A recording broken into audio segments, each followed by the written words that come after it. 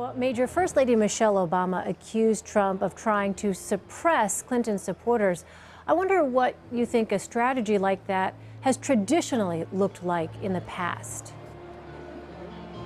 Well, traditionally it looks like efforts to put monitors at polling stations to intimidate people from showing up, sending out flyers or emails with wrong information about the polling station for the voter in question, doing things that amount to either intimidation or subterfuge. That's what genuine voter suppression has looked like and been characterized as in previous elections.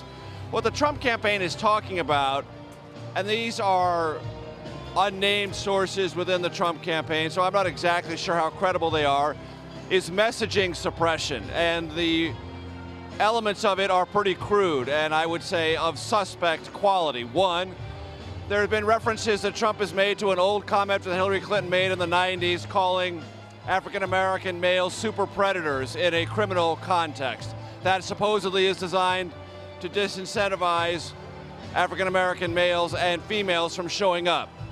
Trump doesn't do it very often. He only did it for a little while, so as a suppression tactic, I'm not sure how well that works. Then the idea of bringing up Bill Clinton's sordid sexual past and charges from women made publicly that he assaulted them and in some cases raped them is meant to discourage millennials from showing up to vote. These are the two most dominant suppression tactics talked about from a messaging point of view, but those are not any way, shape, or form what traditional suppression tactics have been. Trump has mentioned occasionally that he would like his supporters to sign up to be volunteer poll watchers. That is a bipartisan pursuit in this country. Lots of counties encourage that. That's not an intimidation tactic. That's just to be there to watch what goes on and make sure everything works as it is supposed to work. That's not a suppression tactic either. So I think a lot of this on this particular day of the campaign, Elaine, has been overcranked and overhyped. And whatever message Trump has, suppression is not going to work. He needs to motivate his supporters and draw more Republicans. And if he's going to in any way, shape, or form reduce turnout, he has to do that, as my piece just indicated, among those Clinton supporters who are not yet convinced, and hammer home this idea that these emails do reveal something much worse than just politics as usual, and use that message to discourage them from showing up for Clinton come Election Day.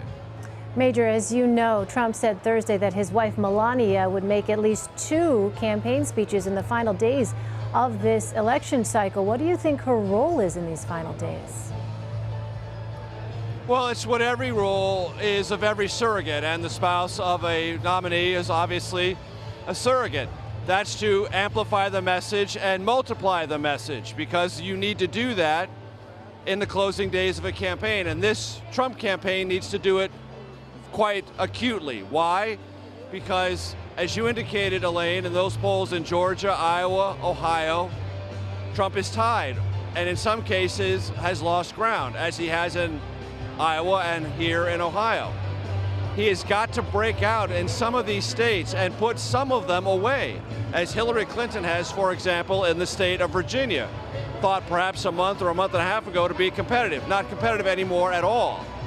And until Trump starts putting states away, putting them in his column safely or nearly safely, he's going to have a very, very steep climb to win this election. So you multiply the voices to amplify your message.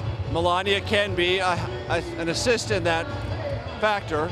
Mike Pence is everywhere. I'm sure the children will be rolled out in one way or another. Ivanka, Don Jr., Eric, all hands will be on deck in the closing days. But I can tell you, Elaine, from hard experience, presidential nominees win or lose races. Their surrogates don't. All right. Major Garrett from Ohio tonight. Major, thank you. Sure.